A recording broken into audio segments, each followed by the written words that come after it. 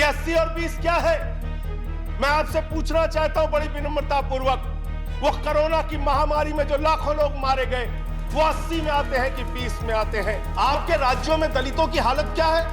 हाथरस कांड हुआ मान्यवर, वाल्मीकि समाज की एक बच्ची के साथ दरिंदगी और बर्बरता की गई और बलात्कारियों के पक्ष में सरकार खड़ी रही। जब वो नौजवान सड़क पर नौकरी मांगने के लिए निकलते हैं, उनको लाठियों से पिटवाया जाता है प्रयागराज में, उनको पटना में लाठियों से पिटवाया जाता है, घर में घुस के लाठियों से पीट पीट के आप नौकरी दे रहे हैं। खाओ डिजिटल, गाओ डिजिटल, देश का बैंड बजाओ डिजिटल, रुपया डिजिटल, बैंक भी डिजिटल और सेना का टैंक भी डिजिटल। बच्चे पाएं डिजिटल शिक्षा और फिर मांगे डिजिटल भिक्षा। बच्चे पाएं डिजिटल शिक्षा और फिर मांगे डिजिटल भिक्षा। डिजिटल डॉक्टर, डिजिटल गोली, डिजिटल ईद और डिजिटल होली, डिजिटल सड़क पर डिजिटल कार, डिजिटल संसद और सरकार, डिजिटल खेत में करो किसानी, डिजिटल खाद और डिजिटल पानी, डिजिटल दूध और डिजिटल गाय, डिजिटल चीनी, डिजिटल चाय। ये इस बजट के बारे में एक कवि की प्रतिक्रिया है मान्यवर। और जो इस सरकार के दावे हैं अब उस पर थोड़ी बात कर लेते हैं मान्यवर। इन्होंने कहा है कि 60 लाख नौकरियां देंगे।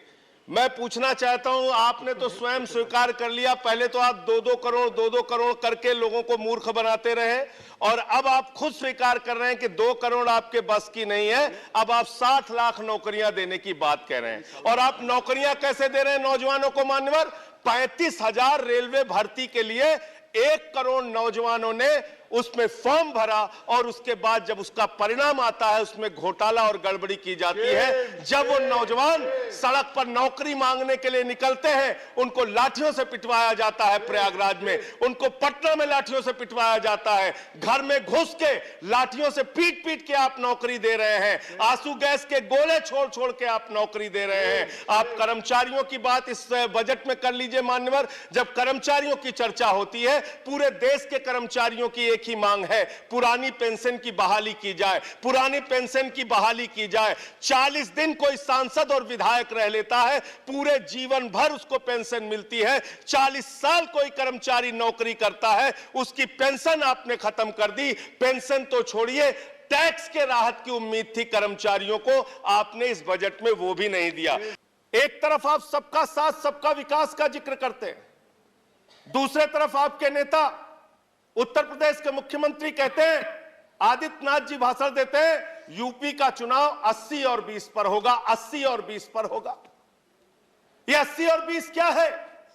मैं आपसे पूछना चाहता हूं बड़ी विनम्रता पूर्वक, वो कोरोना की महामारी में जो लाखों लोग मारे गए, वो 80 में आते हैं कि 20 में आते हैं? वो किसान जो 1 साल तक सड़कों पर बैठा रहा, 750 किसान शहीद हो गए, वो 80 में आते हैं या 20 में आते हैं? वो खुशी दुबे उत्तर प्रदेश की बेटी जो 1.5 साल से जेल में सड़ रही है, वो प्रभात मिश्रा जिसका फर्जी इनकाउंटर हो गया, वो हाथरस की बेटी जिसको रात में 2 बजे जला दिया गया, वो नौजवान जो लाठियों से पीटे जाते हैं मान्यवर, वो 80 में आते हैं या 20 में आते हैं? ये 80 और 20 में हिंदुस्तान को बांटना बंद करो, गरीब बच्चों के फीस पे चर्चा करो। हिंदुस्तान में दलितों की, पिछड़ों की अगर सबसे ज्यादा विरोधी कोई पार्टी है तो भारतीय जनता पार्टी और इनकी सरकार है।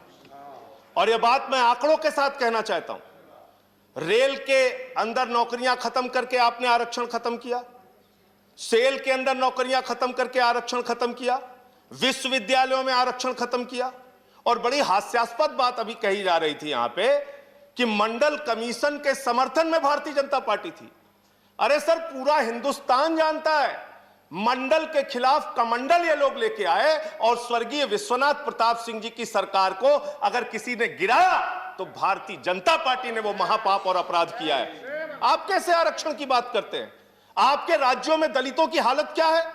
हाथरस कांड हुआ मान्यवर, वाल्मीकि समाज की एक बच्ची के साथ दरिंदगी और बर्बरता की गई और बलात्कारियों के पक्ष में सरकार खड़ी रही। सरकार पर टिप्पणी मैं सर खत्म कर रहा हूं। प्लीज, गुजरात के अंदर एक दलित समाज का बच्चा मूंछ रख के जाता है, उसकी हत्या हो जाती है। उत्तर प्रदेश में घोड़ी पर बैठकर एक दलित शादी करने जाता है उसके ऊपर हमले होते हैं। आपके राज्यों में यह हो रहा है। और मैं पूछना चाहता हूं बड़ी विनम्रता पूर्वक, जनसंघ से लेकर भारतीय जनता पार्टी तक एक राष्ट्रीय अध्यक्ष को छोड़ के आप बता दीजिए कौन भारतीय जनता पार्टी का अध्यक्ष आज तक दलित समाज से हुआ है? जो डलहौजी ना कर सका वो ये हुक्काम कर देंगे और कमीशन दे दो तो हिंदुस्तान को नीलाम कर देंगे। ये बजट हिंदुस्तान को नीलाम करने का, देश को बेचने का, देश की संपत्तियों को बेचने का बजट है मान्यवर। और ये बात मैं क्यों कह रहा हूं मान्यवर?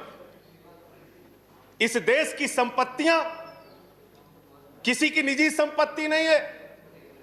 इस देश की संपत्तियां हिंदुस्तान के 130 करोड़ लोगों की संपत्तियां हैं मान्यवर। ये रेल, ये सेल, ये बीपीसीएल, ये एलआईसी, ये बैंक, ये एयरपोर्ट, ये किसी की निजी संपत्ति नहीं है, बल्कि हिंदुस्तान के 130 करोड़ लोगों ने अपने श्रम से, अपने परिश्रम से इन कंपनियों को, इन संपत्तियों को बनाने का काम किया है। वो लोग सपूत कहलाते हैं जो संपत्तियों को बढ़ाते हैं, वो लोग कपूत कहलाते हैं जो संपत्तियों को बेचने का काम करते हैं। कपूत सरकार चल रही है सर इस देश के अंदर, देश को बेचने का काम कर रही है, देश की संपत्तियों को बेचने का काम कर रही है। मान्यवर, इस सदन के अंदर देश के प्रधानमंत्री नरेंद्र मोदी जी ने किसानों का मजाक उड़ाया।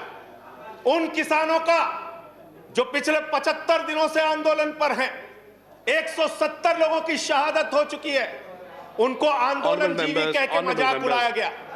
और जब आपने आंदोलनकारियों का मजाक उड़ाया तो सत्ता में बैठे हुए सुन लो, तुमने राष्ट्रपिता महात्मा गांधी का मजाक उड़ाया, तुमने सरदार वल्लभ भाई पटेल का मजाक उड़ाया, तुमने डॉक्टर राम मनोहर लोहिया का मजाक उड़ाया, तुमने सरदार Let's keep the decorum. Please keep silence. तुमने शहीद आजम भगत सिंह का मजाक उड़ाया, तुमने शहीद अशफाकुल्लाह का मजाक उड़ाया, तुमने हिंदुस्तान के क्रांतिकारियों का, हिंदुस्तान के उन महान सपूतों का मजाक उड़ाया, बाबा साहब डॉक्टर भीमराव अंबेडकर का मजाक उड़ाया, जिन्होंने हमें यह संविधान दिया, हमें लोकतंत्र दिया, यह संसद दी, तुमने उनका मजाक उड़ाने का काम किया। राष्ट्रपति के अभिभाषण में बहुत बड़े बड़े दावे सरकार की ओर से किए गए और परंपरा के अनुरूप सरकार की बातों को महामहिम राष्ट्रपति जी के श्रीमुख से कहलवाया जाता है, लेकिन उन दावों में कितनी सच्चाई है यह जानना बहुत जरूरी है मान्यवर। और हम बात शुरू करते हैं 12 नंबर का पॉइंट जो है, जिसमें यह कहा गया कि मेरी सरकार राष्ट्र निर्माण की उस सोच के प्रति संकल्पित है जिसकी नींव 2014 में रखी गई। 2014 में भारत के राष्ट्र निर्माण की नींव रखी गई मान्यवर।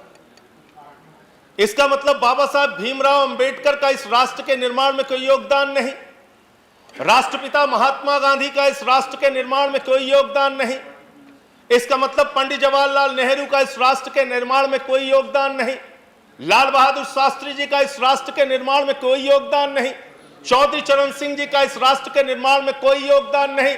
अरे सबको छोड़ दीजिए, क्या स्वर्गीय पंडित अटल बिहारी वाजपेयी जी का भी इस राष्ट्र के निर्माण में कोई योगदान नहीं?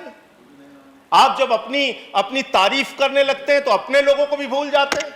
कम से कम ये तो मानिए कि 7 साल उनका कार्यकाल रहा, उसकी तारीफ कर देते आप। लेकिन व्यक्तित्व का संकट है जो आपने कहा, कैसे तारीफ करें, कैसे चर्चा करें। और नया भारत की बात कही गई मान्यवर, निश्चित रूप से नया भारत बना है। 2014 से हमने देखा है नया भारत, जिस नए भारत के अंदर मॉब लिंचिंग करके लोगों को मारा गया। हमने देखा है वो नया भारत जिसमें 15 लाख का वादा करके इस देश के लोगों को धोखा देने का काम किया गया।